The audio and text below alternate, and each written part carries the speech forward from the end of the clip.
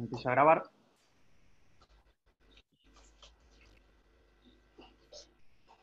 Esperamos. Clara, ¿me escucha? Sí, sí, Clara, ¿me yo escucha? te Diego. escucho, Patricio. Diego, escucho perfecto. ¿escuchás? Sí, muy bien. Ok. Bueno, ok. Bienvenidos a esta actividad científica que nos convoca hoy. Voy a hacer una brevísima presentación de la PPG, que desde hace más de 65 años es la institución precursora en psicoanálisis vincular. Mi nombre es Clara Stein. Soy de la comisión directiva y responsable del área docente junto a Dolores Salvador. Y como les dije, desde hace más de 40 años se brinda el posgrado en psicoanálisis de las configuraciones vinculares, conocido entre nosotros como el IPCB. En agosto se inicia la 10ª cohorte de la Diplomatura Superior en Vínculos, en convenio con UCES y con reconocimiento universitario. Ambos posgrados incluyen formación teórica y observación clínica. Por otra parte, este año incursionamos en el campo de la educación con la perspectiva vincular en educación, diplomatura en convenio con UCES y por supuesto también con reconocimiento universitario.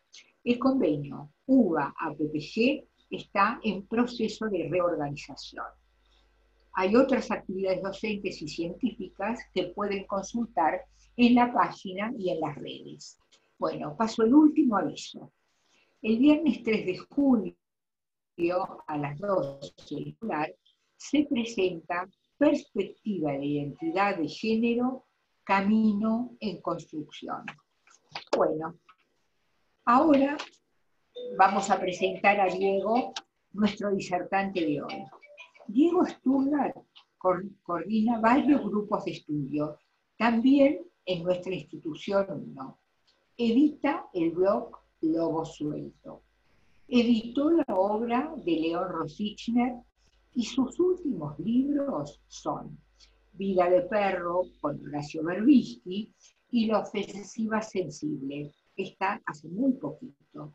Y ahora sí, vamos a la interrupción, filosofía y política en tiempos de pandemia. Les quiero decir algo, como van a estar silenciados los micrófonos, todas las preguntas que hagan las mandan por chat. Nosotros las tomamos y se las hacemos a Diego. Bueno, Diego, te doy la palabra. Bueno, buenos días. Espero que me escuchen bien. A veces se corta un poquitito, yo recién veía el audio. Bueno, acá me hacen señas de que se escucha bien, me alegro. Espero que estén bien. Es un día soleado, pandemia soleada tenemos hoy. Y veo una cantidad de cuadritos en mi pantalla, veo que somos un montón. Voy a intentar decir algunas cosas sobre el ultra pretencioso título que quedó finalmente para este encuentro. Vamos a intentar rápidamente bajar expectativas sobre el título, porque filosofía y política de la interrupción, me daba cuenta estos días mientras pensaba qué cosa decir, es demasiado pretencioso. Decía, bueno, lo primero que les quería decir es algo que es una coincidencia. A mí, Clara y la APPG, a quienes agradezco muchísimo la invitación, me habían invitado a conversar con ustedes hace cosa de un mes. Pero yo estuve mal de salud y a último momento no estuve en condiciones y tuve que suspender. Así que bueno, primero las disculpas, pero a lo que me quería referir a la coincidencia de que la fecha nueva que me dieron para este encuentro, que les dieron a ustedes, 26 de junio, hoy, es para mí y para algunas personas de mi generación un día tan importante, si ustedes quieren, como el 20 de junio de ir a bandera, o el 25 de mayo, o cualquiera de las fechas que conmueven a la nación, al país, a la memoria colectiva, es el hecho que hace 18 años fue la masacre de Avellaneda, el asesinato de Costecchi y Santillán de Avellaneda, después de aquella movilización piquetera del 2002, en que, bueno, el excomisario Fraganciotti de Florencio Varela y un grupo de policías fusilaron a 2 militantes de la coordinadora Aníbal Verón, que eran justamente Costecchi y Santillán. Entonces, parece muy imposible a mí hoy no pensar en esta situación que, a mi modo de ver, sigue estando insuficientemente presente en nuestra historia, en nuestra realidad. Insuficientemente presente, quiero decir, está muy presente e insuficientemente reconocido. Y creo que no se lo quiere reconocer, no se lo puede reconocer, porque reconocer eso sería admitir la insuficiencia de todo el proceso político que hemos vivido del 2002 para acá, con sus luces y sus sombras, con situaciones mejores y unas que hemos vivido hasta hace un tiempo que son las peores. Hay de todas maneras una insuficiencia. Y me resulta imposible, sobre todo un día como hoy, pensar nuestra situación sin partir de declarar esa insuficiencia. Entonces, si me permiten, antes de empezar con el tema, quisiera hacer 3 citas que a mí los 26 de junio se me vienen siempre a la cabeza y que no dejo de pensarlas. Son 3 citas muy alejadas, digamos, del acontecimiento en concreto que estoy nombrando, que es esta masacre, pero que es lo que viene a cuento. No me quiero meter con la cuestión de lo que representa el 26 de junio en la historia inmediata de la política, porque creo que eso, por suerte para todos nosotros, está muy, muy bien elaborado y presentado por un libro reciente en el que tuve el privilegio de colaborar. Es un libro de un joven militante, historiador, que se llama Mariano Pacheco, y que escribió un libro que se llama Abajo a la izquierda. Fue editado por la editorial Las 40 en el 19. Perdón, se entrecorta mucho, me dicen. ¿No se está escuchando bien? Bueno, yo no tengo recursos para mejorar la situación. No sé qué me sugiere la coordinación. ¿Sigo? Para un poquito.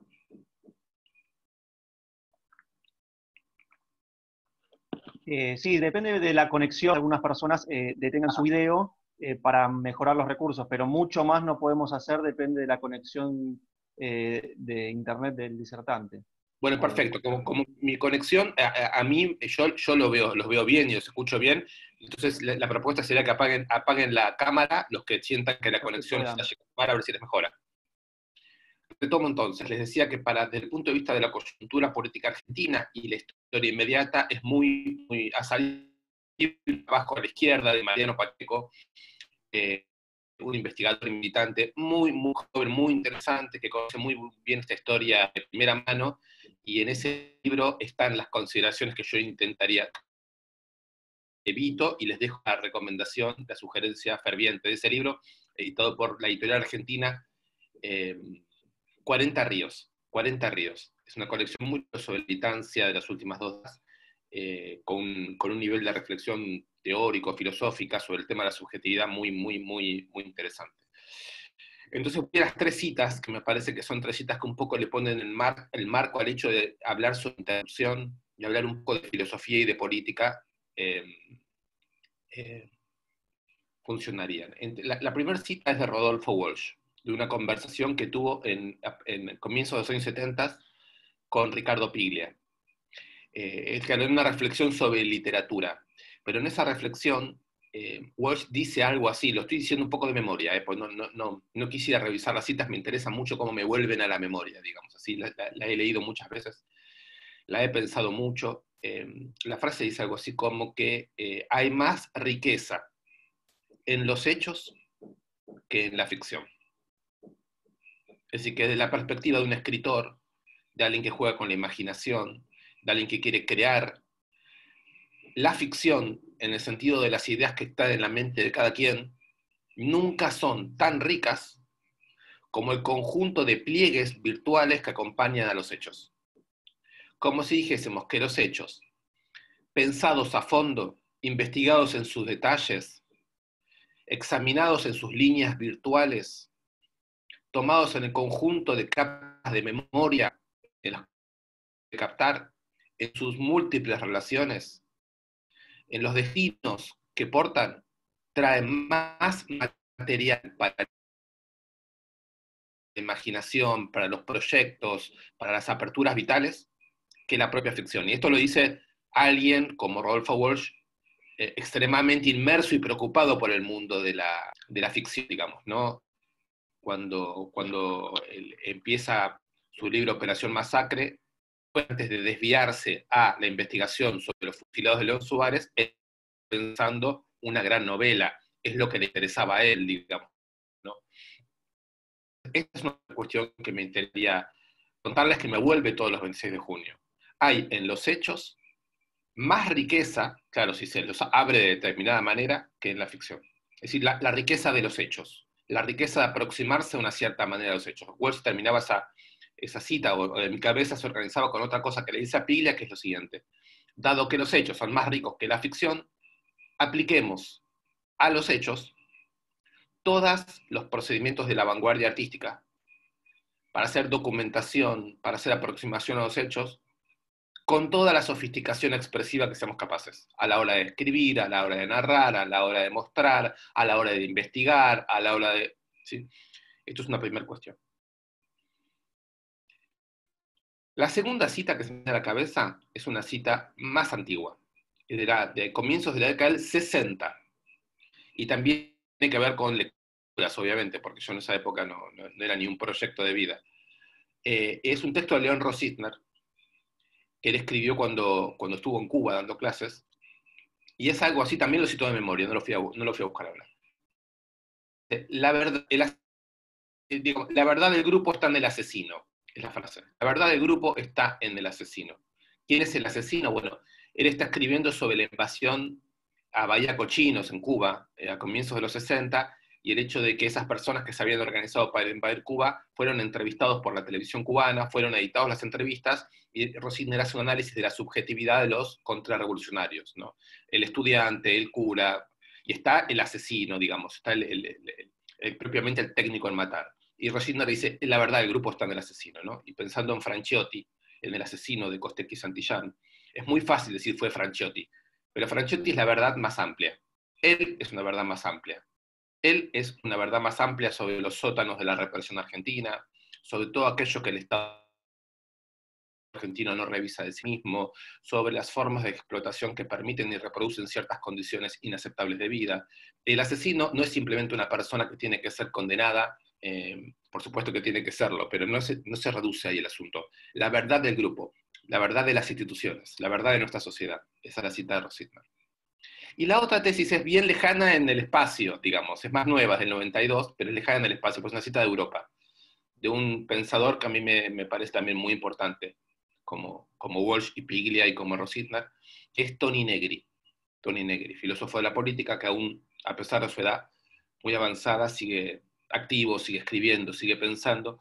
En los años 92, él escribió una frase que dice más o menos así.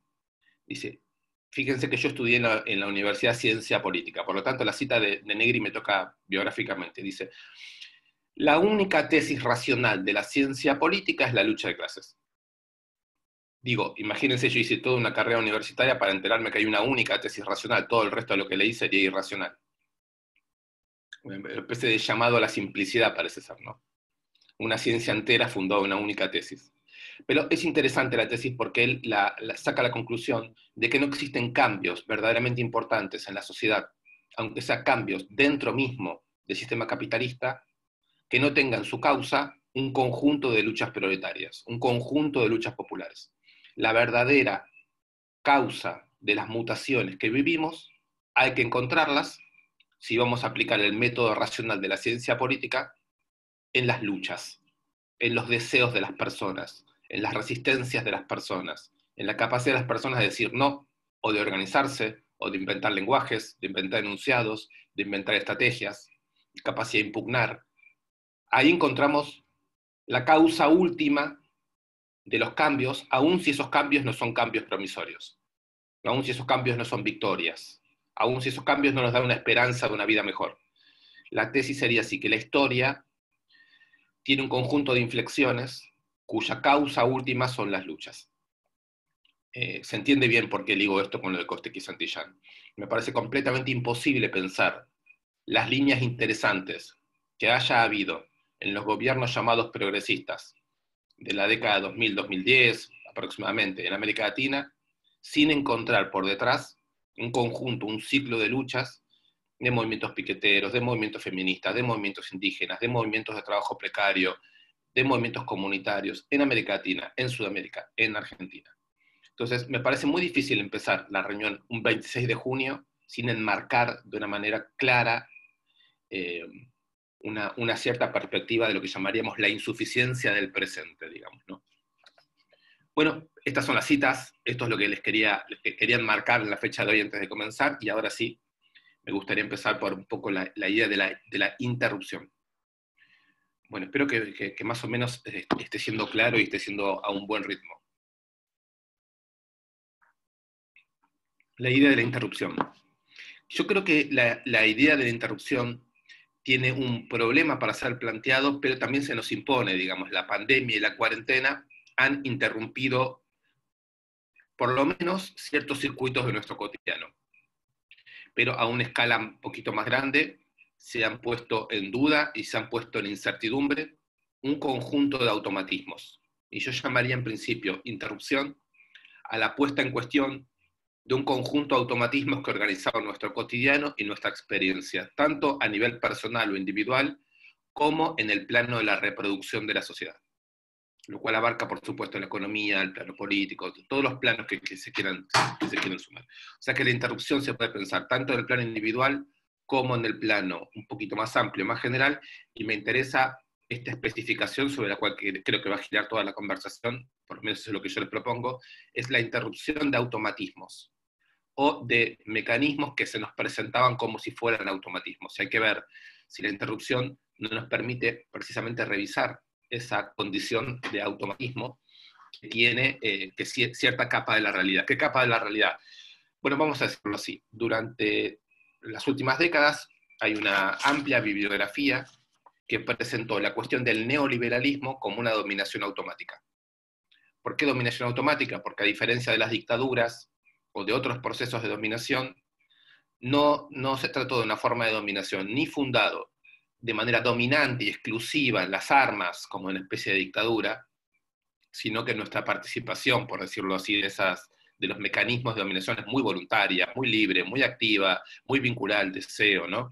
Algo así como el neoliberalismo funciona porque nos gusta, ¿no? Nos gusta la experiencia del consumo, nos gusta la experiencia, digamos, y básicamente la del consumo. Entonces, hay una pertención a automatismo, que es lo que diferencia el neoliberalismo, en primer lugar, de una dictadura, pero me interesa más todavía decir que también lo diferencia de una situación en la cual la dominación se funda en la argumentación. Una especie de hegemonía sofisticadamente trazada en los argumentos, ¿no? Me da la impresión de que hemos vivido un periodo muy largo. Acá me dice el primer autor citado, me pregunta Lina. Supongo que te estás refiriendo a las 3 citas que yo hice. La primera era la entrevista de Wolfgang Piglia, la segunda era León Rositner, la tercera de Toni Negri. Les pido, no voy a responder más este tipo de preguntas. Si quiere Clara después va a juntarlas y yo las voy a contestar, y me concentro más en lo que estoy diciendo, me perdonan. Les decía entonces que hay una segunda diferencia entre el neoliberalismo y otras formas de representarse la dominación, y es que la dominación neoliberal, pienso yo, y esto es para conversar, no se funda tanto en los argumentos de los neoliberales, en la convicción que vamos teniendo por los argumentos de que se nos dan, sino por un conjunto de lo que llamaríamos micropolíticas, o ya les digo, automatismos de la vida, ¿no? La vida como que se hace así. La vida se hace así. Nos insertamos en el mercado de una cierta manera, aprendemos a vendernos el mercado de cierta otra, nos enteramos que ahora para viajar se viaja así, para nuestra salud es por una empresa que se encarga de la salud, cuando pensamos en la escuela de nuestros hijos o en qué barrio vamos a vivir, nos vamos orientando por criterios de mercado. Hay, digamos así, una orientación práctica que hace que la vida neoliberal parezca sostenerse en automatismos. Como el automatismo de la información, como el automatismo de los mecanismos financieros, como el automatismo de la comunicación, ¿no? Un conjunto de automatismos que arman una experiencia que parece despolitizada, y lo parece porque no se hacen presente ninguno de los 2 grandes rasgos de la dominación política clásica, que son las armas y la hegemonía. El consenso producto de argumentos o la represión producto de las armas. Entonces el neoliberalismo hablo en pasado, pero bueno, solo por una especie de optimismo infundado, ¿no? Seguimos ahí, pero vamos a aprovechar, aunque sea metodológicamente, pedagógicamente, la idea de interrupción. Y digamos que hay un aspecto de la interrupción que es el aspecto en que lo que se interrumpen son ciertos automatismos, y el automatismo fue la racionalidad fundamental de la forma de dominación política neoliberal. Se acepta más o menos esta primera imagen para empezar a hablar de interrupción. No es lo único que se interrumpe, pues también lo que se interrumpe es la capacidad de movilización popular, la capacidad de movilización política, ¿no? Estas semanas lo hemos visto, ¿no? No sé si ustedes están al tanto, me imagino que sí, pero un conjunto de personas salieron a la calle hace un tiempo manifestándose contra la cuarentena. Salieron a la calle, claro, era un puñado de personas, pero los medios de comunicación montan una escena inmediatamente que nos muestra a un grupo de personas que increíblemente dicen, si hay pandemia y hay cuarentena y el gobierno nos encierra en nuestra casa, entonces estamos en Cuba. No sé, son saltos en la lógica, son saltos en el razonamiento que uno los ve y, bueno, asombran, ¿no? Normalmente ante esa situación yo prefiero no tomarlos en cuenta. Es una minoría de personas y es altísimo el nivel de fantasía social, digamos, que hay en esos inconscientes, ¿no? Yo no los puedo. Pero hemos visto algo más preocupante todavía, y es que hace menos tiempo salieron a la calle tal vez más personas, y ya no simplemente a decir que estamos en Cuba o en Venezuela porque hay una cuarentena, sino además porque el gobierno presentó un proyecto de expropiación de una empresa a la que que se presentó en quiebra y que tiene sobradísimos motivos de sospecha de fraude en su gestión, de un endeudamiento insoportable, etc. También ahí se salió a la calle para decir que estamos en Cuba y en Venezuela y que corren riesgos hoy de nuestras vidas la libertad y la propiedad. Mi impresión es que este fantasma que las clases dominantes en la Argentina difunden con el nombre absurdo de Cuba y Venezuela, o Venezuela y Cuba, estamos en Venezuela y Cuba, estamos en Cuba y Venezuela, ¿no? Que ya se había visto en la Argentina con la 125, con el conflicto de la 125, esta idea de que acá hay un fantasma expropiatorio, comunista, que si bien no es el Ejército Rojo, porque no parece el Ejército Rojo por ningún lado, tampoco parece que Venezuela y Cuba estén a punto de invadirnos. Entonces, si intentamos tomarnos en serio el asunto, podemos decir que la interrupción puso la movilización popular en términos fantasmáticos. Hay un fantasma. Las llamadas clases dominantes, que se expresan a través de su partido político, que son los medios de comunicación, tienen un cierto miedo. ¿Qué es un cierto miedo? Lo voy a decir. Están intentando asegurar la naturaleza del Estado. Están intentando asegurar la naturaleza del Estado. Que el Estado vuelva a certificar en el medio de la crisis que su razón última de ser es proteger un cierto tipo de lazo social que se funda sobre la libertad individual y sobre todo sobre la propiedad concentrada. ¿Por qué lo quieren asegurar? Porque notan que en la interrupción podría también debilitarse ese rol del Estado. Podría ser que el Estado tenga como prioridad en algunos momentos cobrar más impuestos de los debidos, dirigir los recursos a sectores sociales que no son justamente los que la salvación de las grandes empresas y de los bancos. Lo voy a decir de otra manera. Hay una fragilidad en el hecho de que en el día de hoy los dos grandes héroes de la globalización capitalista, que son las grandes empresas y los grandes bancos, aparezcan frágiles. Y se le va a pedir al Estado que cumpla su función histórica de asegurar una relación social. La interrupción despertó unos fantasmas. Marx creía que ese fantasma era el proletariado. Cuando escribió el Manifiesto Comunista y dijo un fantasma recorre Europa, no se refería a un virus. Se refería a los proletarios de la Revolución del 48. Hoy ese fantasma aparece a partir de un virus, a partir de una interrupción, a partir de una incerteza. Y yo le decía, el problema es que también la movilización popular se encuentra interrumpida. Las únicas movilizaciones que vemos son los de aquellos aterrados por el fantasma. No encontramos hoy movilizaciones populares en las calles en Argentina, como sí lo encontramos en Estados Unidos, pero no lo encontramos en Argentina, no lo encontramos en general en el Cono Sur de América, movilizaciones populares que puedan decir en voz alta que en este momento es prioritario que el Estado asegure la reproducción social, le dé poder a la comunidad, le dé poder al protagonismo público, invierta en cuidados, invierta en salud, invierta en infraestructura del común. A eso yo lo llamaba hace un rato la insuficiencia política del presente. Entonces la pregunta sería, cuando no es la movilización la forma de participar de lo público, ¿qué tenemos? Y acá entonces yo empiezo a preguntarme, ¿qué nos ofrece la interrupción? ¿Qué se piensa en la interrupción? ¿Qué se puede ver en la interrupción? Bueno, espero estar siendo ordenado en la manera de presentar el tema. Llegaría ahora sí al punto en donde me interesa hacer una reflexión filosófica sobre la interrupción. Cuando digo que la reflexión es filosófica, simplemente digo que voy a citar dos filósofos, nada más. No es que yo tenga una pretensión sobre eso. Voy a citar dos filósofos para ver un poco de la interrupción y después voy a meterme un poco más de nuevo en el debate político que se abrió en estos últimos meses. Y si va bien, voy a terminar citando otros dos libros. Entonces, digamos, llenos de citas hoy. Me van a disculpar, voy a ser claro en las citas por si les interesan, y voy a intentar no evadirme, digamos, de nuestra realidad inmediata. Bueno, las citas filosóficas sobre la interrupción son dos.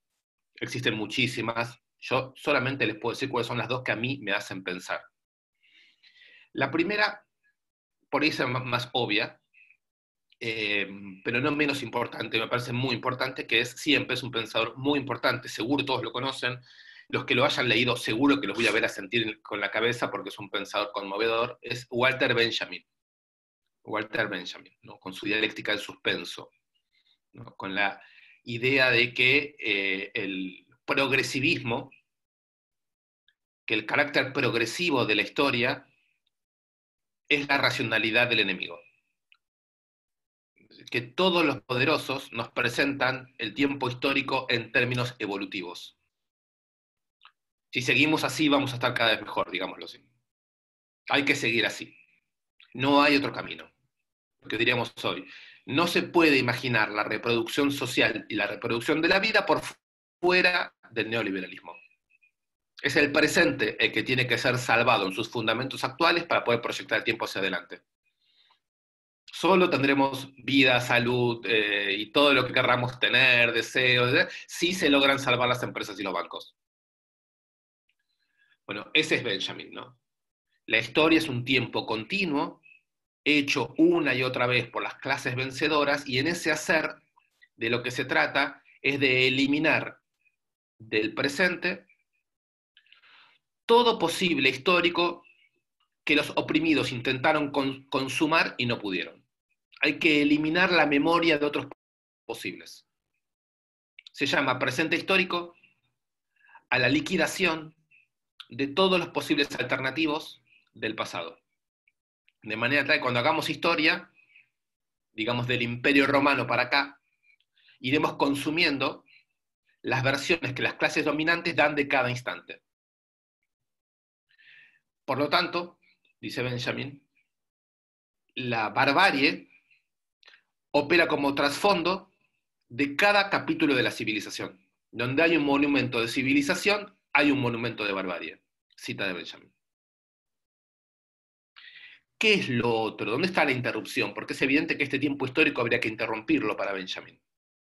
Bueno, ¿quiénes son los que no pudieron interrumpirlo? Bueno, las izquierdas. No pudieron porque se entusiasmaron con la evolución. Si hay más fuerzas productivas, hay más obreros. Si hay más máquinas, hay más empresas, hay más trabajadores. Y más, hay más votos. Y con más votos llegaremos al socialismo de manera sin despeinarnos. Ganaremos un día una elección porque seremos más y ya está. La evolución cuantitativa, la creencia que la democracia actúa por aumento de cantidad. Cada vez somos más los oprimidos o los gobernados o los que no nos gusta esta situación, y como somos cada vez más, en algún momento el futuro será nuestro. Dice Benjamin. La interrupción no pudo venir del lado de la política de las izquierdas. Lo escribe en el año 40. Las tesis sobre el concepto de historia, estoy citando. Las tesis sobre el concepto de historia de Walter Benjamin. Es un texto espectacular. Impresionante. Entonces, ¿de dónde podría venir la interrupción? ¿De dónde viene la interrupción? Dice Benjamin. Esto es lo que yo quería plantearles, lo que voy a decir ahora. La interrupción viene porque cada vez que hay sujetos en peligro, esos sujetos pueden recobrar en una forma específica de imagen mental esos posibles que fueron una y otra vez bloqueados por el presente. Son posibles, nunca consumados, nunca realizados, que se encuentran como archivados, como tradición de los oprimidos, en una suerte de memoria que solo aparecen a aquel que se encuentra en situación de peligro. Entonces, aquel que está en situación de peligro, es decir, a que el presente no le ofrece nada, aquel a que el presente solo lo amenaza, aquel que no tiene futuro, encuentra en el pasado la posibilidad de un nuevo posible, de un posible por fuera de lo pensado en el presente, un posible por fuera del cerrojo del dispositivo que cierra el continuo histórico, por fuera del mundo de los automatismos. Se mira para atrás, llega la inspiración de un posible, y eso alimenta la posibilidad de actuar de otra manera, de pensar de otra manera. Bueno, esto que les estoy contando con Benjamin, la posibilidad de reabrir el tiempo histórico, la posibilidad de salir de un tiempo puramente abstracto, puramente homogéneo, puramente cuantitativo del tiempo, que es el tiempo tal y como lo piensan aquellos que miden el trabajo, que miden el valor, el reloj de la fábrica, considera el tiempo como tiempo de medida de las horas de trabajo, el tiempo tal y como lo vivimos, un tiempo presente que se proyecta como medida hacia el futuro. Se interrumpe en esta experiencia que Benjamin llama mesiánica, de hacer estallar este tiempo presente. La interrupción ofrece imágenes, ideas y experiencias que no aparecen cuando uno se suma a lo que llamaríamos al tiempo empírico. La movilización habitual de nuestras vidas en el tiempo empírico no permite conectar con posibles de otro tipo de pensamiento o de existencia. Y ahí hay, digamos, lo que yo les quería proponer como una primera cita sobre la importancia de la interrupción, la productividad histórica de la interrupción, la potencia de pensamiento de la interrupción, lo que se puede recobrar en la interrupción.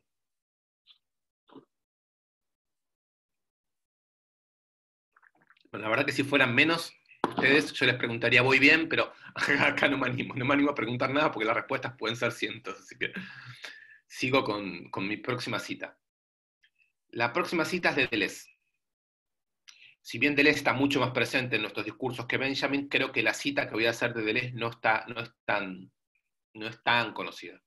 Sobre todo porque la voy a utilizar en este campo de discusiones, pero pertenece al mundo del cine. Hago un brevísimo paréntesis. Voy a hacer 2 comentarios sobre cine. Uno de Deleuze, y si tengo tiempo al final, uno de un libro que salió el año pasado. Les quiero contar, esto simplemente es una cosa que les cuento, que con Moro Anguilleri, que es actriz y directora de teatro y trabajó mucho en cine, estamos haciendo un trabajo bastante fuerte de elaboración sobre esto que les voy a empezar a contar ahora, sobre la correlación entre cine, interrupción y política. Entonces, les cuento esto por si en algún momento quieren preguntar un poco más sobre esto. Podría hablar un poco más sobre esto porque ya les digo, con Moro estamos trabajando esto, haciendo seminarios, escribiendo. Sigo. Deleuze. Deleuze tiene 2 libros importantes que se llaman Estudios sobre cine. Son 2 libros. El primero se llama La imagen movimiento, el segundo se llama La imagen tiempo. Pero además, él se dedicó 4 años, a comienzos de los años 80, antes de trabajar sobre Foucault, se dedicó 4 años a hacer un curso muy rico sobre cine. Muy rico. En esos 4 tomos, los 3 primeros ya fueron editados solamente en Argentina, en una editorial que conocerán, que se llama Cactus. Fueron ya editados Cine 1, Cine 2 y Cine 3. Está por editarse el año que viene, si todo sale bien. Por suerte yo lo estoy leyendo porque tengo ahí mis amistades con los amigos que lo están traduciendo. Cine 4. Bueno, es una obra formidable porque si bien a veces dirá la impresión de que la obra filosófica de Deleuze está desconectada de los libros sobre cine, digamos, los libros sobre cine los suelen estudiar sobre todo las personas que estudian cine. Y las personas que les interesa la filosofía o una reflexión teórico-abstracta leen en general otros libros de Deleuze. Pero tengo la impresión que esos 4 años de Deleuze dedicados al cine y esos 2 tomos son de por sí una evidencia de que Deleuze pensó cosas muy importantes sobre el movimiento y sobre el tiempo en esos libros. O sea, que no es que se dedicó a hacer crítica del cine, sino que el cine fue una condición de posibilidad fundamental para avanzar unas tesis sobre el movimiento y sobre el tiempo que Deleuze ya había insinuado trabajando sobre uno de sus maestros, sobre Henri Bergson, pero que recién en esos libros sobre cine les da una forma, que es una forma, a mi modo de ver, muy rica. Dentro de esa obra, en el pasaje de la imagen-movimiento, la imagen-tiempo, se ubica la cita que me gustaría intentar, la segunda cita que les quiero plantear. La primera fue de Benjamin, sobre la interrupción, esta segunda también es sobre la interrupción, y está en el comienzo del libro Imagen-Tiempo, que es el segundo estudio de cine, y también lo pueden encontrar a los que les interese más aún, ver más material, en Cine 3, que es el tercer tomo que editó Cactus sobre cine en Deleuze. Como sé que estoy dando mucha información, voy lento. ¿Qué dice ahí Deleuze? Dice que el cine tiene dos grandes presentaciones, o hay dos grandes ideas que constituyen lo que Deleuze llama por ahí la esencia del cine. Cuando hablamos del cine no hablamos solo del cine en el sentido de el placer que nos da ver una película, ¿eh? Estamos hablando sobre todo de los grandes cineastas considerados como grandes pensadores. Estamos hablando de una forma de las grandes películas clásicas como gran fuente del pensamiento, comparable con los grandes libros de filosofía. Materia y Memoria de Bergson, comparable con el cine de Renoir, o con el cine de Hitchcock, o con el cine de Wells. Deleuze dice, en la imagen-movimiento, que es el modo en que nosotros tenemos imágenes efectivas de lo moviente, de lo que Bergson llamaría lo moviente, que se dan en el cuadro, el plano y en el montaje, la imagen-movimiento se funda sobre el hecho de que el movimiento es un articulador de lo sensorio-motriz. Digamos, si la imagen-movimiento supone una situación y suponen personajes capaces de actuar, capaces de reaccionar. Cualquiera película de acción, cualquier película cowboys, ¿no? Bueno, acá dice Sonia que no se escucha, pero yo insisto, como creo que la mayoría se escucha y es un problema de su conexión, sigo, no me ocupo. La imagen-movimiento, dice Deleuze, se corresponde con el primer periodo del cine que él estudia, que es previo a la Segunda Guerra Mundial. Pero a partir de la Segunda Guerra Mundial, digamos década del 50 y 60, con el nuevo cine, con el nuevo realismo italiano, con el nuevo cine francés, con cierto cine japonés, surge la imagen-tiempo. ¿Qué se diferencia entre la imagen-movimiento y la imagen-tiempo? Bueno, la imagen-movimiento se funda en la acción, en la preexistencia de la situación, mientras que la imagen-tiempo se funda en la experiencia de constituir una imagen del puro pensamiento. Son imágenes sueños, son imágenes recuerdo, son imágenes mentales, y entre esas imágenes, Deleuze cita una, que es la que yo, ven el esfuerzo que estoy haciendo por llegar a la cita, no tengo que atravesar capas, continentes teóricos enteros, llega a la imagen cristal. Si la imagen movimiento es la imagen que acompaña la acción, la percepción y la afección, es decir, aquello que ocurre cuando lo sensorio-motor está vigente, percibo, siento, actúo, estoy citando Materia y Memoria de Bergson. En la imagen-tiempo lo que ocurre es que lo que no hay es movimiento ni situación.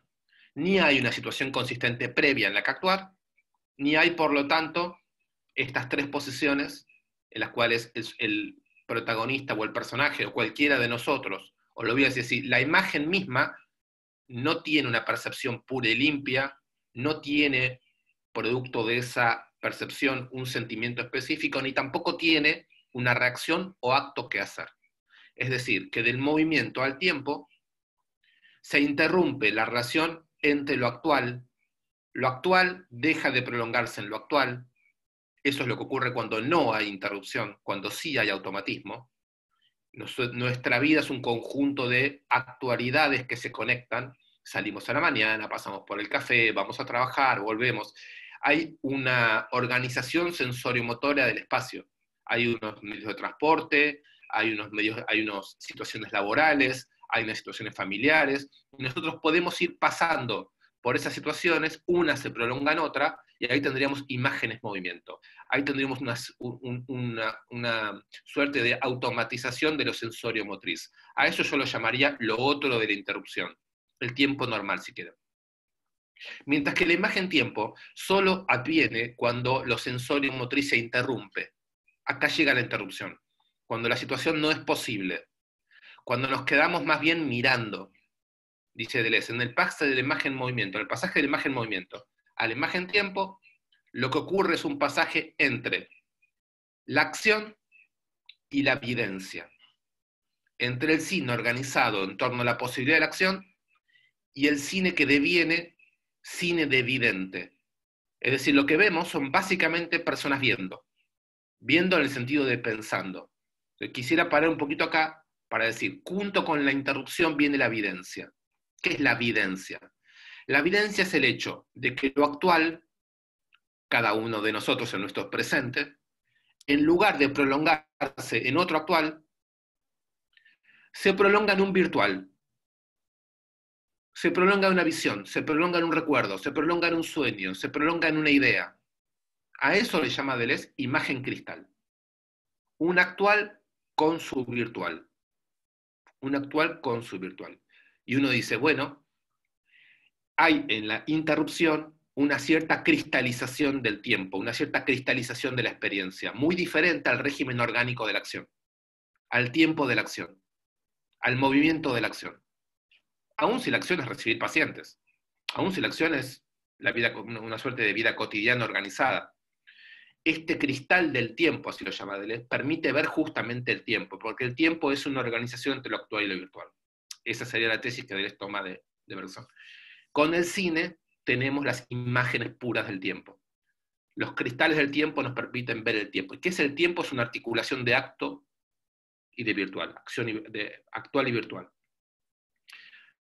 Estoy a punto de terminar la tesis. Yo sé que esto es abstracto, sobre todo para pero bueno, después habrán preguntas y ya hice las citas correspondientes por si a alguno le interesa investigar en la bibliografía.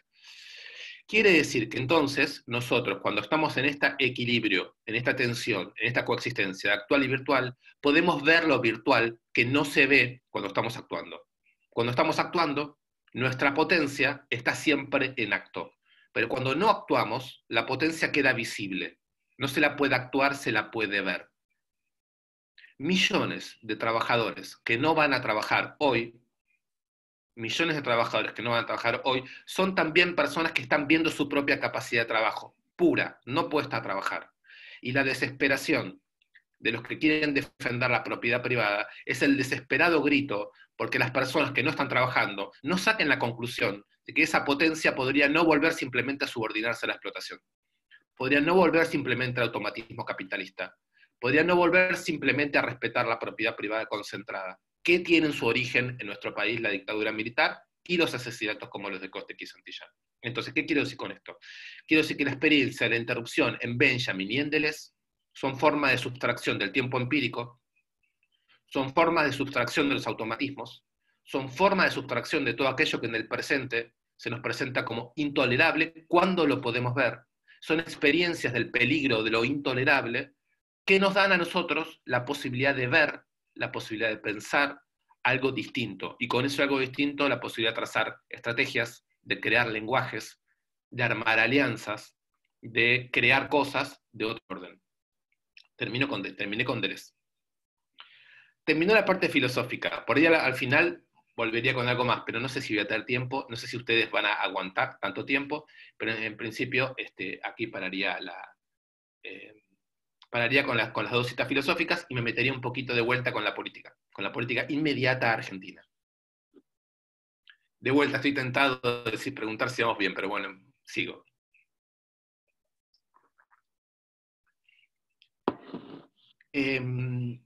Dos cuestiones con la política, entonces, que me interesaría discutir. ¿Cómo la interrupción se nos metió en la política? Sería la pregunta. Y acá digo, la política es la política del diario, la política convencional de todos los días que vivimos, que algunos padecemos, que otros disfrutarán, en fin, cada quien con su relación con la historia política inmediata. Me parece que habría que decir que hay dos cosas en disputa en la interrupción, y yo diría si son el tiempo y el lenguaje. Y esto es lo que me gustaría desarrollar, breve. ¿Por qué la política argentina, durante la época de la interrupción, de la pandemia y la cuarentena, transcurre en torno a dos ejes, una disputa por el tiempo y una disputa por el lenguaje? Primero, la disputa por el tiempo. Es una disputa completamente ambigua, me parece a mí, pero que ya está desarrollándose de manera más efectiva. La pelea por el tiempo se da así.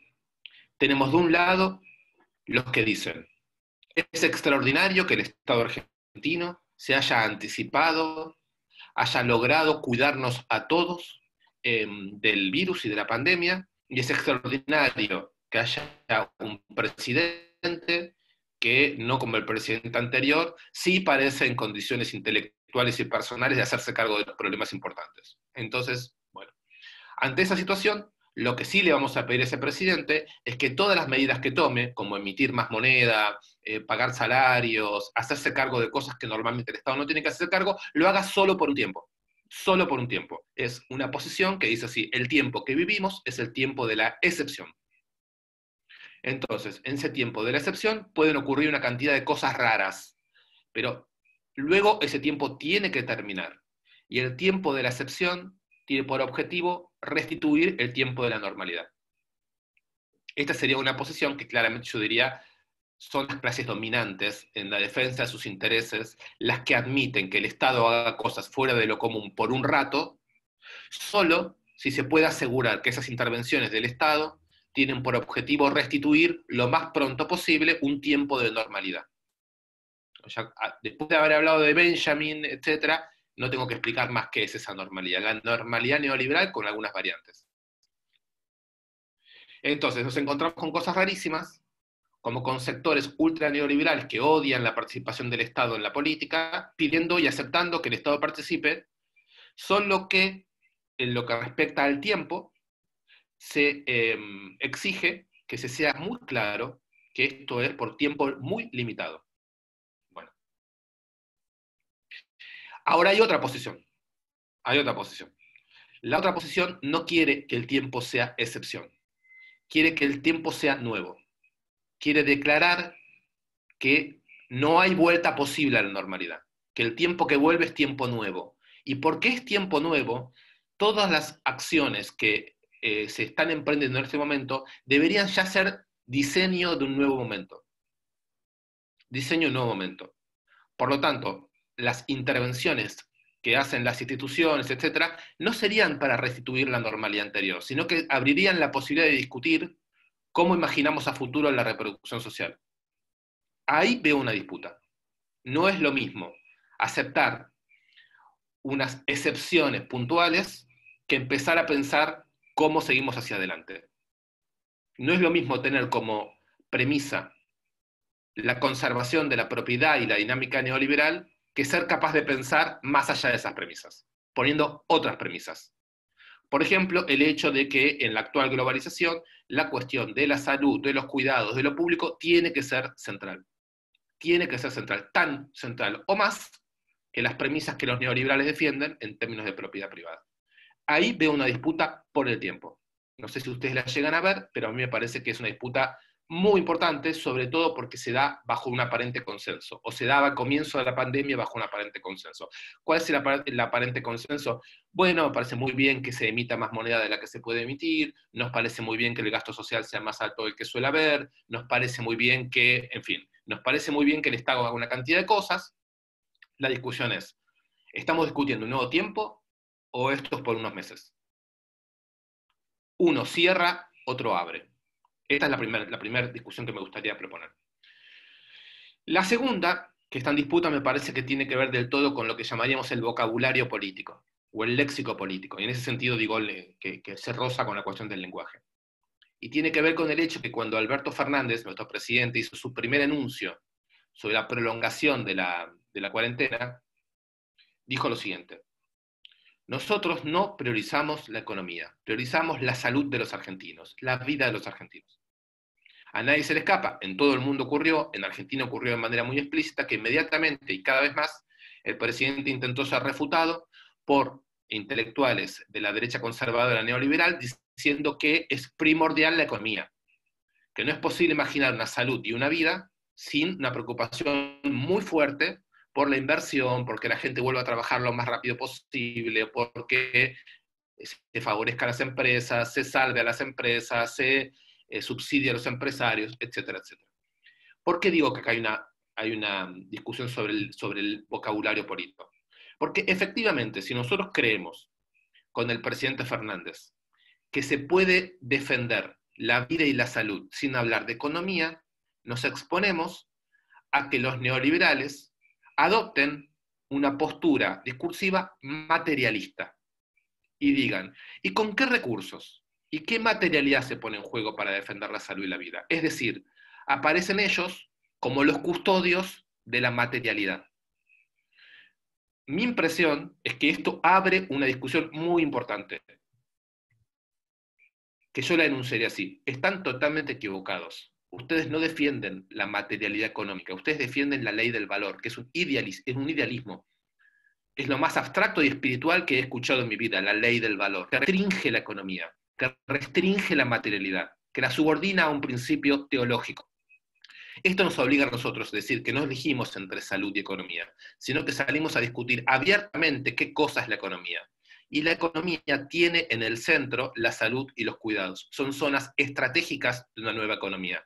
De ninguna manera se puede admitir el monopolio del lenguaje a los neoliberales y decir, no nos vamos a ocupar tanto de la economía. ¿Cómo que no nos vamos a ocupar de la economía? La reproducción social, el aparato de lo público, la toma de decisiones colectivas, lo comunitario, son premisas fundamentales de una economía. Son ya premisas posibles de una economía. Es importante abrir la disputa por el lenguaje. De ninguna manera los neoliberales son los dueños de la economía y los humanistas nos quedamos con la salud en abstracto. Me parece un error. Esta situación reabre la posibilidad de discutir una economía. No es una idea mía. Es una idea de los movimientos piqueteros, es una idea de los movimientos feministas populares, es una idea que tiene arraigo en toda la historia de los movimientos sociales de América Latina de los últimos 30, 40 años. Hay que reabrir la economía, discutir la economía, y la interrupción nos permite pensar, nos permite ver, nos permite comprender que la vuelta a la normalidad es intragable, es infumable, es insuficiente. La discusión la oportunidad que nos da la crisis de discutir, me parece a mí, implica asumir que más allá de nuestra voluntad hay planteada una disputa por el lenguaje y por el tiempo. Si ustedes quieren, esto apareció clarísimo con el intento de expropiación de Vicentín. La palabra expropiación despierta todos los fantasmas, hay que retirarla muy rápido. Es muy difícil la disputa del lenguaje, es muy importante y muy difícil. Bueno, ¿cómo? No les voy a preguntar. Como yo coordino grupos de estudio, siempre tengo esta cosa, decir, ¿cómo vamos? ¿Vamos bien? ¿Quieren hacer una pregunta? Pero ahora no se puede. Voy a intentar. Necesito preguntar cómo estamos de tiempo, en realidad. Si se aguantan que yo diga un par de cosas más, o si más bien sería el momento de pasar a las preguntas. Bueno, hagamos lo siguiente, yo hablo un poco más, voy a intentar ir rápido y después dejo tiempo para que sobre los puntos donde quieran profundizar, lo hacemos. Quiero comentar brevemente 2 libros. Sí, claro. Te piden que sigas. Bueno, sigo. Bárbaro, gracias. Bueno, el primer punto que me gustaría hablar, siempre estoy dentro de lo que llamamos la interrupción, ¿sí? Ya vieron que la interrupción hice en medio de todos los temas de la humanidad, metí todo ahí adentro. Pero quiero no perder igualmente esta perspectiva, digamos, de la interrupción. El primer libro es un libro que salió el año pasado en castellano, de un autor que se llama Mauricio Lazarato, con 2 zetas, Mauricio Lazarato. Se llama El capital nos odia a todos, o El capital odia a todos. Creo que está editado por La Eterna Cadencia. Es un libro, más o menos, no sé qué decir, la ecuación entre cosas que yo le discutiría y cosas que me entusiasman es muy variable. Pero es un libro interesante, que plantea cosas interesantes. Me gustaría rescatar un par de esas cosas que dicen, y ya verán hasta qué punto para mí tiene mucha importancia para esto que estamos planteando. El planteo básico, la tesis central sería esta. El neoliberalismo se presentó como conjunto de automatismos, ya dije por qué, ¿no? Ahora sumaría esto. Hay un conjunto de filósofos de izquierda, académicos, sobre todo en Europa, pero en todo el mundo, que han leído de cierta manera a Michel Foucault, que han leído de cierta manera la noción de dispositivo en Michel Foucault, han leído el neoliberalismo en clave de los dispositivos de Michel Foucault, y estos filósofos, dice Lazzarato, han asumido, bajo la forma de automatismo, una enorme despolitización. Justamente al pensar la dominación como automática, han borrado el problema estratégico de la dominación. Toda dominación implica una estrategia de dominio. Y una estrategia de dominio implica subjetividades que se ocupan de perfeccionar la máquina de dominación. Investigadores, científicos, el ejército norteamericano, en fin, las subjetividades neofascistas que van hoy, por ejemplo, en Brasil, o en Chile, o en Estados Unidos, que van corriendo la salvación de la máquina, y sin las cuales la máquina no se salvaría. Es decir, hay un conjunto de estrategias de la dominación que quedan borradas en la imagen del automatismo. En ese sentido, hay que discutir con cierta izquierda filosófica que con Foucault nos ha dado imágenes muy modernas del tiempo presente, descripciones muy precisas, pero al mismo tiempo ha mostrado la inviabilidad del proyecto político de lo que Mauricio Lazzarato llama el pensamiento del 68, que es el pensamiento en el que se fundó él, que es el pensamiento de los maestros de Lazzarato. Solo que Lazzarato en este libro un poco se desmarca del pensamiento del 68, porque el pensamiento del 68 fue muy pobre, fue miserable en el orden de la estrategia política. Digamos así, no nos ofreció ninguna vía alternativa al capitalismo.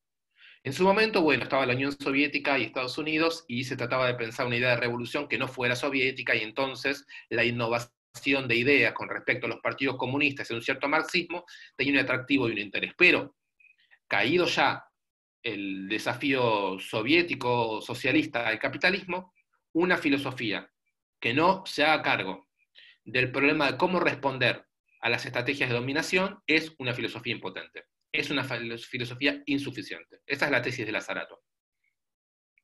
Si el neoliberalismo, agrega él, fuera un conjunto de automatismos, ¿cómo se entendería, y esto lo escribe explícitamente en el libro, que en América Latina, en América del Sur, en Argentina y en Chile, el neoliberalismo es imposible sin el terrorismo de Estado y la masacre de un proyecto político alternativo y a los militantes que lo sostienen? Nos explicaría que hoy en América Latina, en Brasil, el neoliberalismo solo se sostiene con un gobierno fascista, totalmente fascista, que tiene entre sus propósitos liquidar negros, mujeres, homosexuales, comunistas, como si estuviésemos, no sé, en la época del Ku Klux Klan, en el comienzo de la Guerra Fría. ¿Cómo se explica eso? No hay tal automatismo, dice Lazzarato. Hay que introducir una teoría de la guerra en la política. Hemos dejado alegremente en nuestra crítica al leninismo, al partido bolchevique, a la revolución socialista, a su autoritarismo, a su centralismo, a su burocratismo, todas críticas justas, dice Lazzarato. Pero se nos ha ido la pregunta por la estrategia. Nos hemos quedado sin política, digamos así. Un pensamiento que no tiene política. Eso dice Lazzarato. ¿Qué sería lo que me resulta a mí interesante de este asunto? Sería que la interrupción es un momento de desestabilización de la dominación. Y eso es difícil de ver, pero es importante de ver, porque en la desestabilización de los mecanismos de dominación automática se abren estas grietas epistémicas, cognitivas, siempre ocurre, por el cual podemos pensar cosas, podemos abrir hipótesis, podemos recrear ganas, podemos experimentar fuerzas, podemos quitarnos encima la naturalización de lo automático. Bueno, última cosa que voy a decir, vuelvo al cine, y voy a citar a un autor que se llama Jun, J-U-N, Jun Fujita Hirose. Advertirán inmediatamente que es un autor japonés. La editorial Tinta Limón, con la que yo colaboro, ha editado un libro de él que se llama Cine Capital, el devenir revolucionario de las imágenes. El año pasado hubo una reedición que se le han agregado muchos textos. En el blog Lobo Suelto, que yo coordino con amigos, van a encontrar, si les interesa, textos muy interesantes de Jun Fujita sobre el cine y el capital, digamos, las imágenes y el dinero. ¿Por qué traigo esto?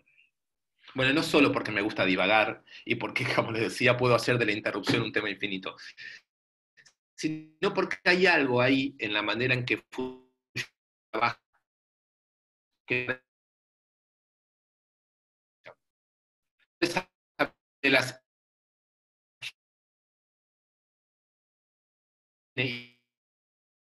que esencia de Henryson, inspirando toda la filosofía de Deleuze sobre el tiempo y las imágenes.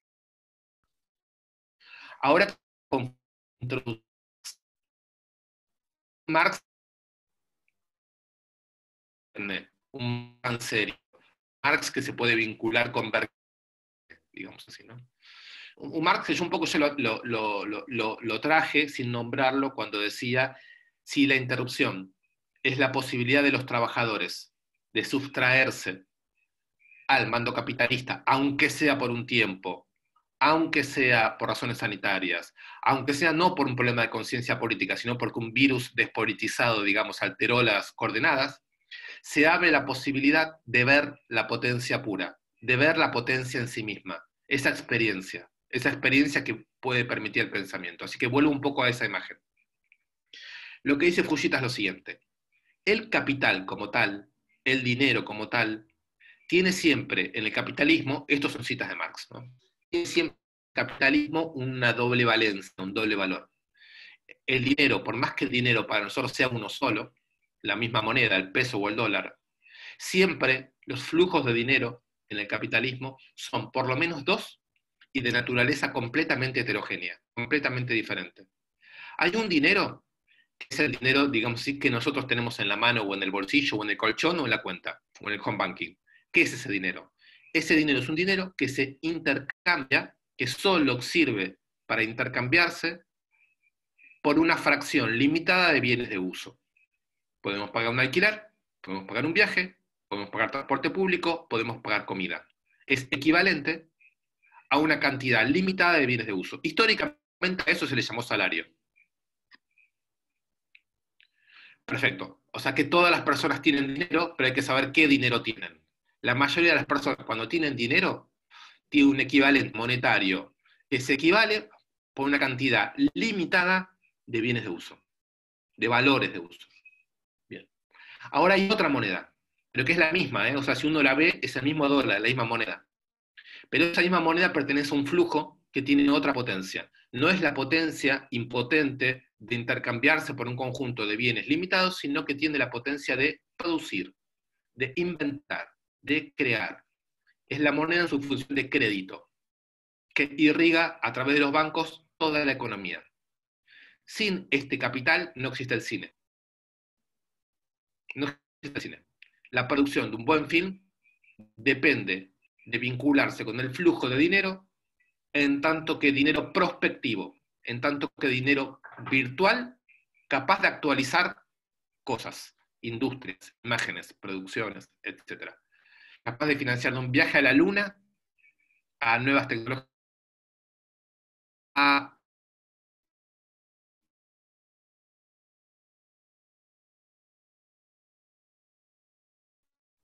arte.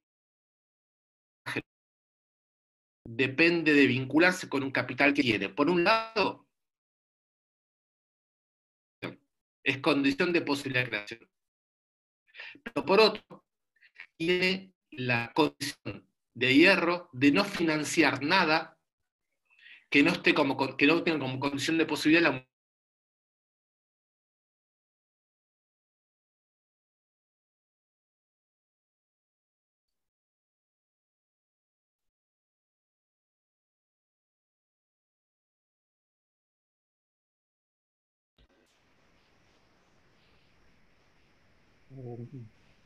A ver, me parece que se desconectó Diego. Esperemos unos segundos a ver si vuelve a reconectarse. Les puedo decir el nombre del autor japonés que están preguntando. Se llama Jun Fujita Hirose. Lo escribo en el chat.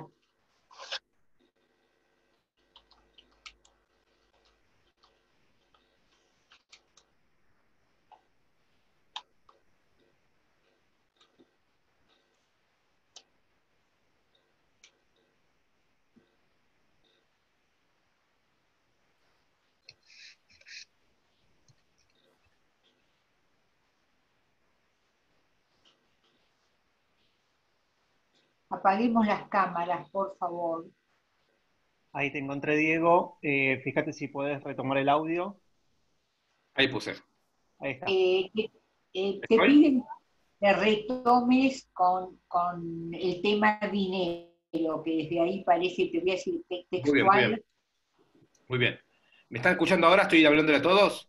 Sí, Sí. Bueno, entonces lo que quería decir era que la relación entre cine y dinero estaba determinada por una doble condición del dinero, que es, por un lado, es un dinero que prospectivo, es un dinero que es capaz de actualizar virtuales, es una condición de posibilidad absoluta para crear imágenes, tener una relación con el dinero en tanto que productivo de posibilidades. Pero por otro lado, el dinero no financia nada que no dé ganancia.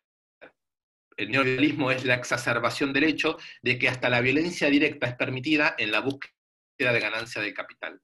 Entonces tenemos una situación por la cual el dinero tiene una cara puesta hacia la actualización de virtuales, crea tiempo, actualiza el tiempo, es invención en el tiempo, y por otro lado cierra el tiempo porque no es capaz de brindar ninguna posibilidad o abrir ninguna situación que no esté restringida a la ganancia.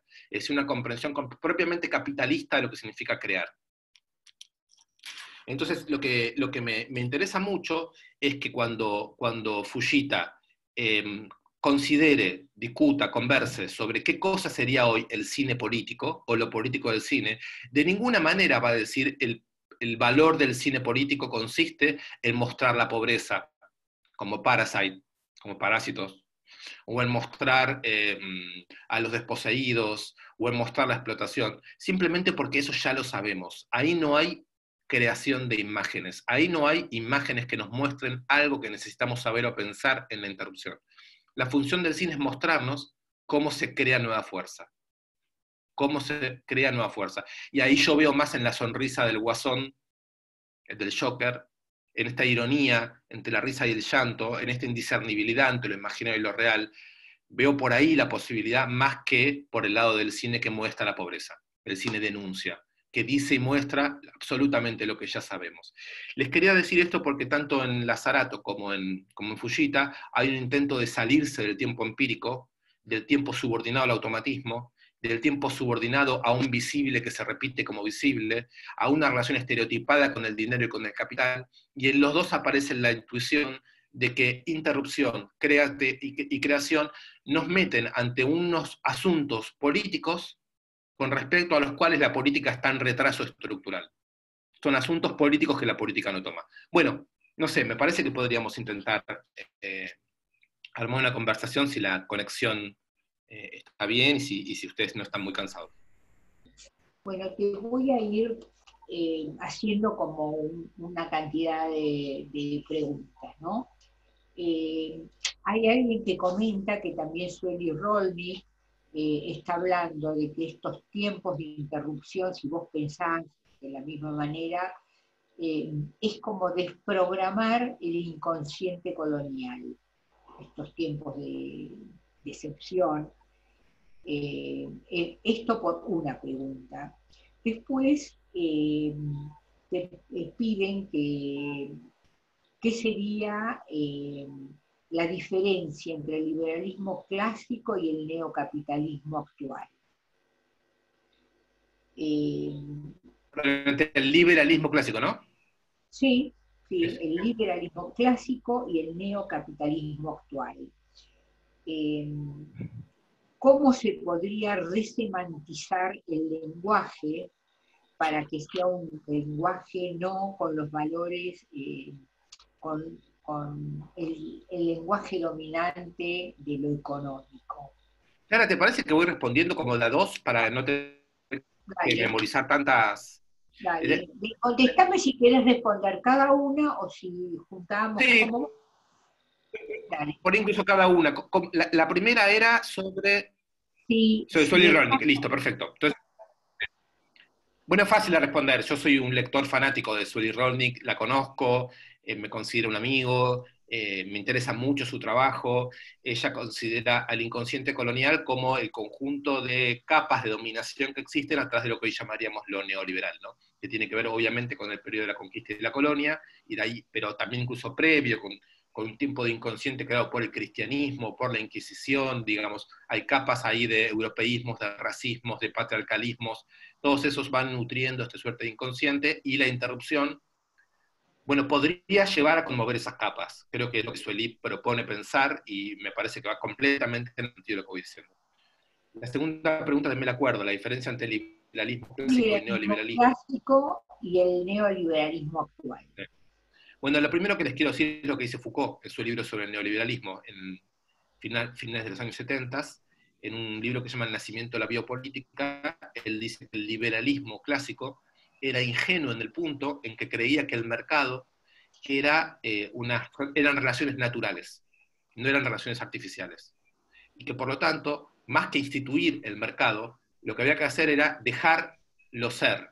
Es decir, había que evitar que las instituciones operen para que haya mercado. Esta idea de que el Estado tiene que abstenerse, tiene que dejar hacer, tiene que dejar pasar, ¿no? Mientras que los neoliberales no piensan en lo más mínimo que el mercado sea natural. Más bien son personas que creen infinitamente en la intervención del Estado. Esto es una discusión enorme. No es cierto que los neoliberales no quieren que el Estado intervenga. Quieren una especialísima intervención del Estado, muy sofisticada, muy tecnocráticamente pensada. Cualitativa. ¿Cómo? Cualitativa. Cualitativa, claro, es una intervención muy sofisticada, muy fusionada con el mundo empresarial, muy fusionada con las instituciones pro mercado. Entonces, esa me parece una diferencia fundamental entre unas y otras. Y después, por supuesto, hay diferencias de coyuntura política. El neoliberalismo alemán es una respuesta al nazismo, es una relegitimación del Estado alemán en función de una instancia de la sociedad. El mercado es presentado como una instancia de la sociedad porque el Estado post-nazi era muy difícil de legitimar. En fin, tenemos además todo el problema de que el neoliberalismo surge para sacarse de encima a una clase trabajadora que había sido incorporada a las constituciones y a las dinámicas económicas de consumo y de derechos después de la Revolución Rusa. El keynesianismo a nivel mundial, nuestro peronismo, no pueden ser leídos sino como una respuesta del capital, una reforma por izquierda del capital, al hecho de que hay un peligro de que las clases trabajadoras, influenciadas por la Revolución Rusa, se autonomicen de la relación capitalista. Entonces, durante décadas se incorporó a la clase trabajadora al consumo, a los derechos, a la Constitución, se creó un tipo de Estado inclusivo, de bienestar social, llamémosle como quieran, y el neoliberalismo es un intento de destruir ese periodo, de destruir esa clase obrera. Entonces, el neoliberalismo es también, y sobre todo, una forma de reestructurar las relaciones sociales capitalistas, es una micropolítica bastante específica, y además es un partido político que existe en todas nuestras sociedades, ¿no? En Argentina por ahora se llama macrismo, pero va cambiando de nombre. Bueno, estas dos preguntas me las acordaba, no me acuerdo de la tercera, o las otras. Espera, ¿cómo podría ser la resemantización del lenguaje para salirnos de la colonización de nuestro inconsciente o de nuestro pensamiento? Buena pregunta. Yo quisiera evitar el papelón de ponerme yo a prescribir y a dar consignas y a decir qué hacer, porque sería ya tengo cierta edad, ya no puedo, digamos, hay que hacer, hay que decir, no puedo. Mi impresión es que lo que se puede considerar es que los enunciados y las imágenes, lo visible y lo decible de una situación nueva, emerge en redes prácticas. Es decir, lo podremos que buscar tanto en las imágenes, en las películas que hagamos o querramos ver, como en los enunciados de, por ejemplo, aquellos que están haciendo deliveries en la ciudad y actuando como clase obrera en medio de la interrupción para asistir las cuarentenas de la clase media. Lo tenemos que poder ver en los trabajadores de la salud, aquellos que están organizándose como eje central en la economía. Lo tenemos que encontrar en nuestras propias reflexiones cuando nos ponemos justamente a desprogramar, como dice Sueli, los enunciados y las visibilidades. No sé si las vamos a poder crear en el sentido de cómo alguien diseña un lenguaje para otros, sino que los enunciados, uno empieza a escuchar que las palabras quieren decir otra cosa, que aparecen frases que cambiaron su sentido, que se dicen cosas nuevas, que se ven cosas nuevas, y en todo caso, mi impresión sería esa. A ver, ¿me escuchas? Yo te escucho, sí. acá alguien pregunta, que Lazarato, creo, vos dijiste que hay un fantasma. Si podés relacionar entre el lenguaje como evocador de los fantasmas, y ahí casi te sumo otra, que si es el miedo como afecto el que sostiene los automatismos. Bueno, claro, me parece interesante la unificación de esas dos preguntas, porque tenemos, Spinoza escribió, no lo había citado Spinoza, es notable lo que la cuarentena hace sobre uno. Spinoza escribió en el Tratado Político que uno de los indicadores para conocer los procesos políticos está en saber quién tiene miedo, digamos, entre los gobernantes y los gobernados. ¿Quién es el que teme? Siempre hay quien teme, teme la multitud, teme el palacio. Me parece que si uno ve los automatismos, con Lazarato podríamos decir que los automatismos funcionan sobre el miedo, ¿sí? Es un poco esta relación que yo hacía entre terrorismo de Estado y neoliberalismo.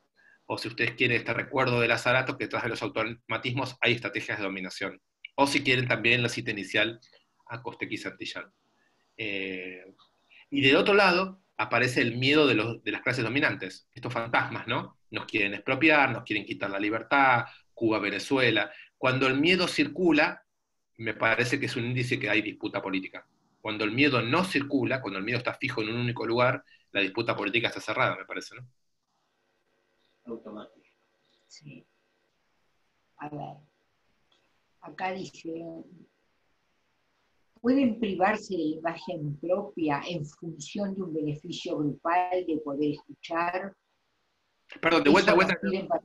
No tiene nada que ver. Tiene que ver con que se apagan las cámaras así, así podíamos ver todos. Que también habla de... Mirá, acá hay una pregunta. La resistencia al neoliberalismo... Perdón, pensé que estaba apagado. La resistencia al neoliberalismo depredador pasa por enfrentar lo que molesta la vida en cada momento y en contextos opresivos. Bueno, lo que pasa es que es muy difícil decir cuáles son los efectos negativos del neoliberalismo en el sentido siguiente, que son más de los que creemos. Está por un lado las denuncias, ¿no? Sabemos lo que pasa con la ecología, sabemos lo que pasa con los bienes naturales, sabemos qué pasa con los bienes públicos, sabemos lo que pasa con la salud y la educación, sabemos la desinversión, pero el neoliberalismo, como explica muy bien la antropóloga Rita Segato, se continúa también como relaciones de género, como relaciones de racismo, como relaciones de jerarquías, como relaciones coloniales. Entonces, a mí me parece que sí, que es interesante hacer un rastreo más fino de lo que llamaríamos los malestares, y tratar de comprender hasta qué punto lo que llamamos los malestares tienen o no tienen una cierta conexión con una suerte de pulsión, o más que de pulsión, de imposición, que consiste en tener que construirnos a nosotros mismos como personas creadoras de valores en el mercado. Sí, nosotros estamos obligados, sin que nadie nos obligue, en el sentido que no hay un patrón directo, o un padre, o un jefe directo, pero estamos todos conminados a hacer un conjunto de operaciones sobre nosotros mismos para presentarnos de manera vendible en el mercado. Todo aquello que obstaculiza esa situación es un malestar a pensar. Lo mismo desde el punto de vista, digamos, del capital. Cada vez que el capital no logra vendernos junto con sus mercancías algo deseable, un mundo que nos incluye, empieza el malestar del capital, empieza la crisis del capital, empieza el desacople entre sus pautas de reproducción y nuestras pautas de reproducción. O sea que todo malestar que es capaz de problematizarse y capaz de leerse como una suerte de automatización con respecto al mundo que el capital nos ofrece, de vuelta, ¿no? Ofrece un vínculo entre malestar y lucha política. Digamos que Félix Guattari, por decirlo así, una cita importante, trabajó mucho, que hoy trabaja mucho el catalán, Santiago López Petit, un filósofo también importante, actual. En fin, me parece que hay mucho... Existen líneas hoy posibles para empezar a trabajar, Sueli Rolnik también muy importante, y hay un montón más, ¿no? De pensar la conexión entre malestar y dinámicas, digamos, de otras posibilidades de vida.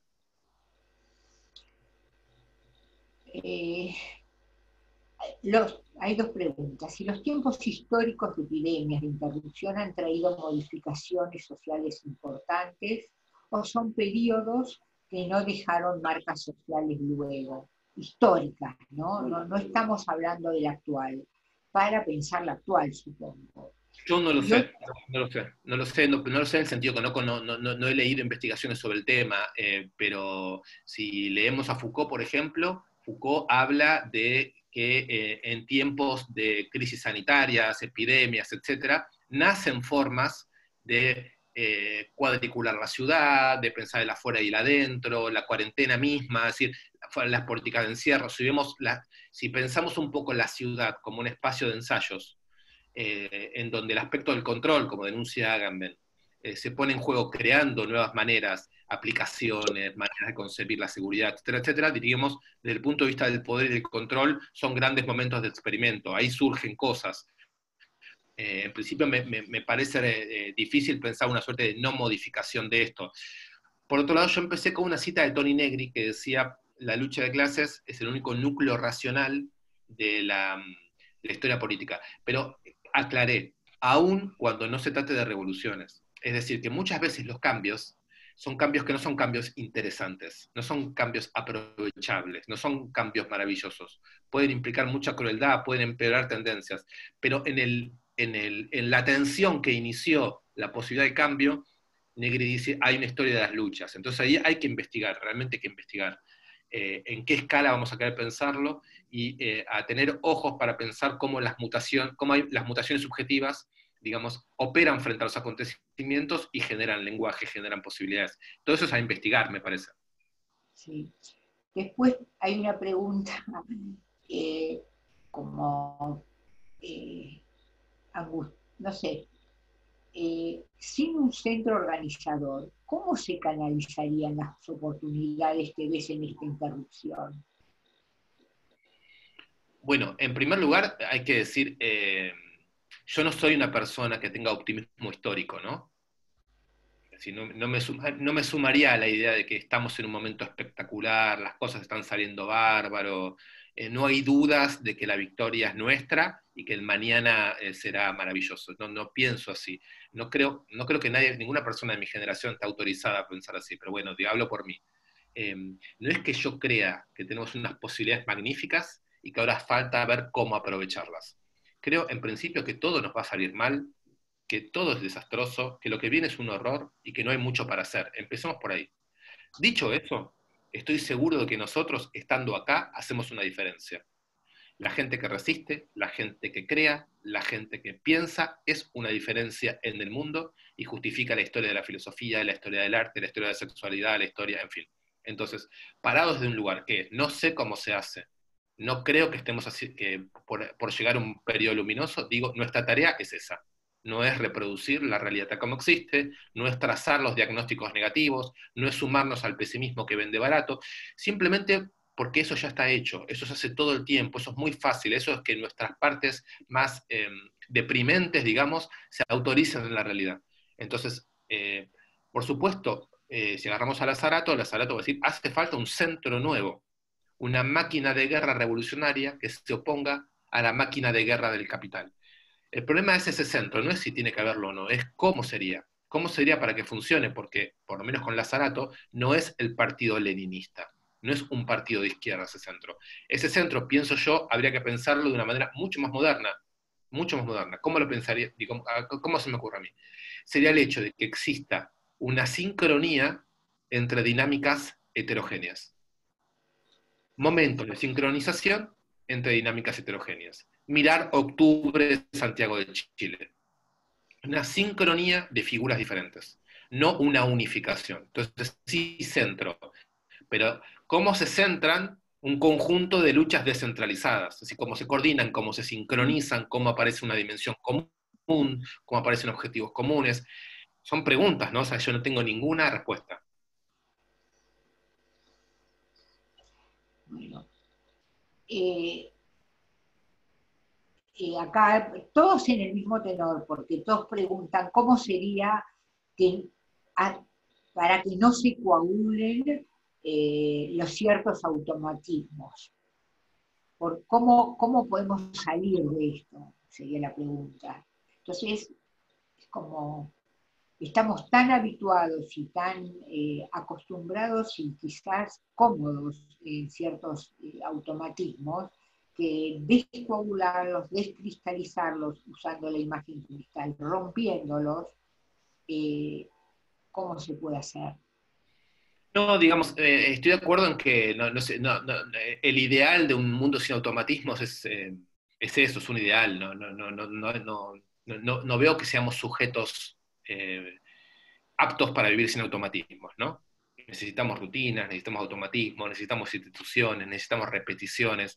Creo que no intento plantear una suerte de negación de todos los aspectos repetitivos e inerciales de nuestra existencia. Yo por lo menos necesito un montón de automatismo, necesito que me digan cómo se hacen las cosas, necesito que las cosas, reconocerlas, saber que las referencias están, digamos, no me parece que se trate de dinamitar las referencias, me parece que es un problema de reconocer que ciertos automatismos son dispositivos de dominación, se presentan como automatismos, por ejemplo los automatismos financieros.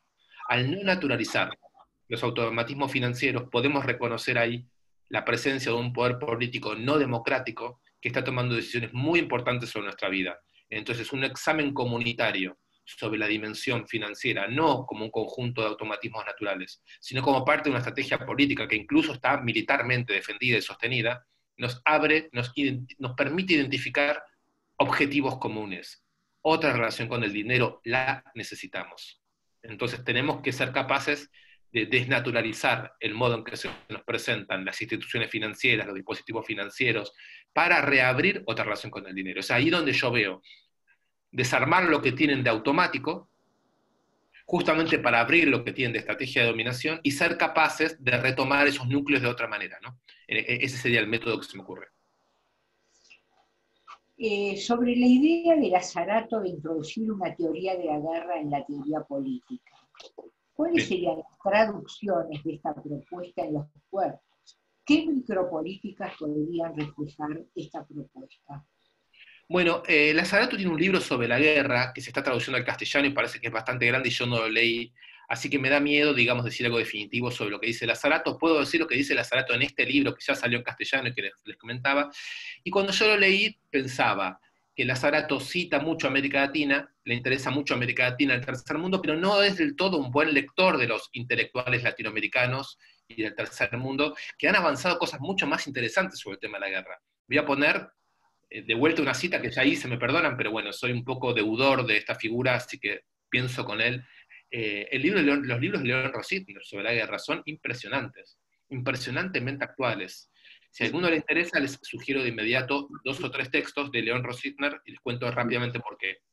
Uno es el libro Perón, entre la sangre y el tiempo. Supongo que los que no tengan cierta edad, los que eran contemporáneos con la salida del libro, tal vez ni sepan que hay un libro de un enorme filósofo en castellano sobre Perón, y que tiene una última parte que reflexiona muy críticamente sobre la lucha armada en la Argentina. ¿Cuál es la crítica? La crítica se da rápidamente, que no es posible ni deseable desarrollar una guerra con las categorías militares del enemigo. Es decir, que entre la violencia militar de las Fuerzas Armadas y la violencia militar, tal y como se la puede pensar desde abajo, bajo la forma de una contraviolencia, hay una diferencia de naturaleza en la concepción de la violencia. Para decirlo muy rápidamente, la violencia militar opresiva mata, es asesina, tiene una concepción del otro que permite matar. ¿Cuál es esa concepción? La idea de que el otro es segundo. Mientras que la contraviolencia, dice Rositner leyendo a von Clausewitz, la contraviolencia es siempre estrategia defensiva. Toma el recurso popular, toma el recurso territorial, toma el recurso urbano como condición de posibilidad. No es destructiva, no elimina, no tiene por objetivo la conquista y el asesinato. Es de otra naturaleza. Esa idea de que hay una violencia de otra naturaleza me parece fundamental, pero fundamental, para reabrir una noción de la guerra. La guerra no puede ser el duelo de iguales a iguales entre racionalidades diferentes. Si las racionalidades son diferentes, la naturaleza de la guerra tiene que ser planteada de otra manera. No es aparato contra aparato, arma contra arma. Esa idealización de tipo duelística, digamos así, es lo que Rositner destruye. Después hay otro libro muy importante, es el libro sobre la guerra de las Malvinas, escrito justamente durante la guerra, en donde Rositner plantea que es su deseo de que las Fuerzas Armadas argentinas sean derrotadas en la guerra, porque son las Fuerzas Armadas de la ESMA, son las Fuerzas Armadas de la privatización de la economía, son las Fuerzas Armadas de la destrucción de las fuerzas productivas. O sea que una guerra que no expande una democracia, que no expande una inclusión, que no expande un principio de cuidado de los cuerpos, que no expande un principio diferente, es débil y merece ser fracasada, dice Rositner. Y finalmente hay una discusión muy interesante entre León Rositner y el filósofo Oscar del Barco sobre el papel de la violencia y la moral. Quiero decir, hay mucho material sobre criterios para pensar la guerra de otra manera, guerra y subjetividad, los efectos del terrorismo de Estado, la crítica a la lucha armada de los 70, pero al mismo tiempo la comprensión de que el problema de la violencia insiste. En León Rositner me parece que hay muchísimo. Dos preguntas acá. Una, que ¿cómo pensás el efecto identificante de gente? Por ejemplo, sin tener nada que defender, sale a manifestar a favor de los poderosos, como acaba de suceder con Vicentín, pero que también en su momento, y también con la 125.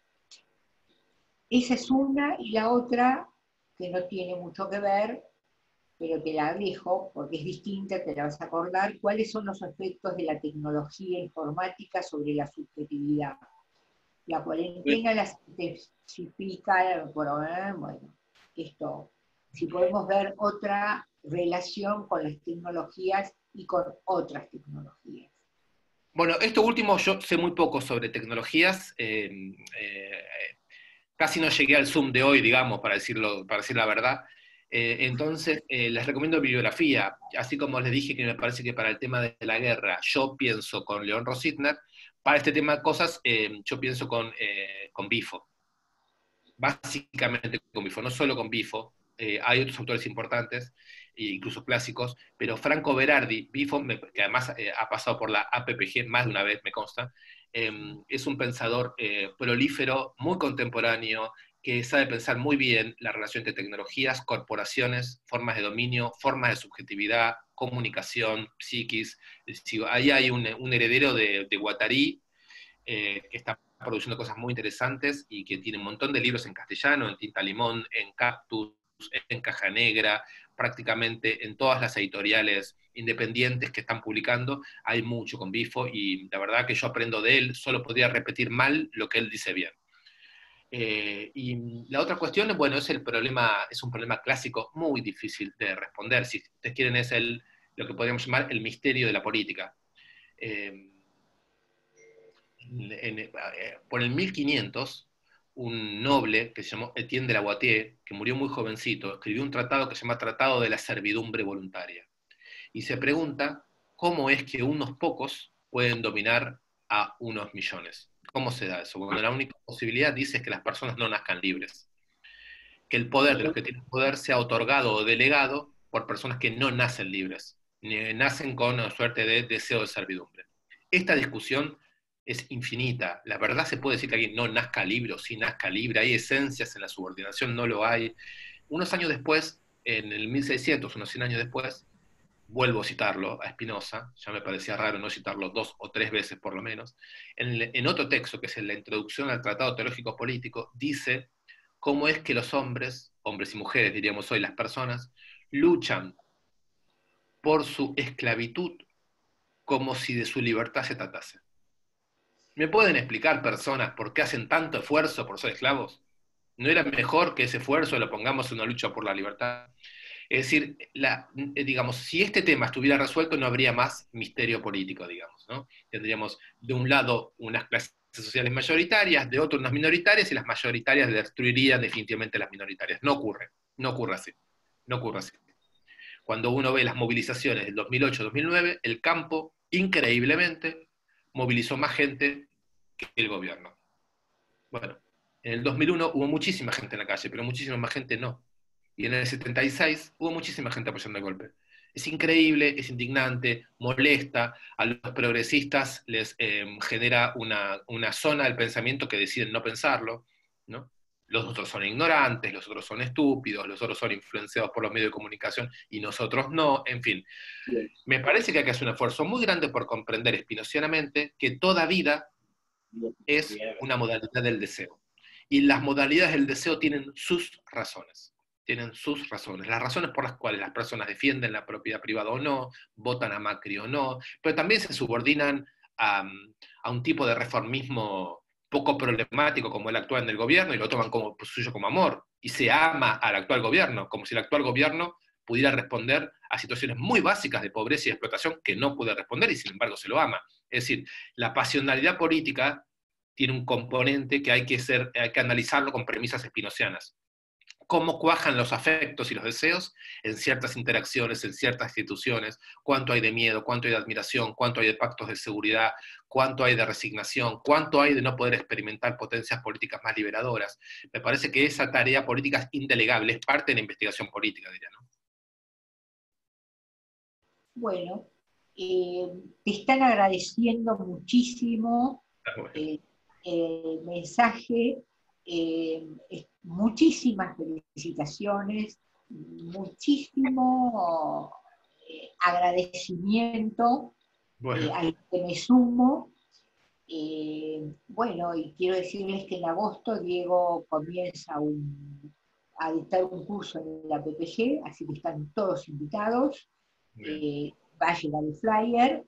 Bueno, muchísimas gracias, Diego, y damos por terminada la conferencia de hoy. bueno, gracias por el espacio. La verdad que es un espacio un poco insólito en medio de la pandemia, así que muy, muy agradecido. Para nosotros es altamente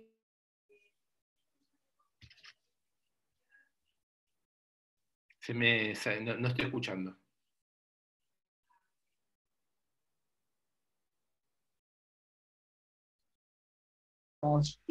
de gente como vos, de la cual abrevamos pensamiento y enriquecemos y complejizamos nuestra clínica.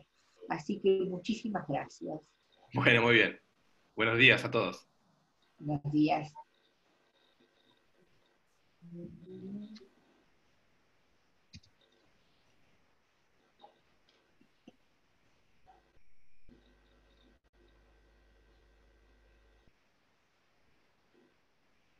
Patricio.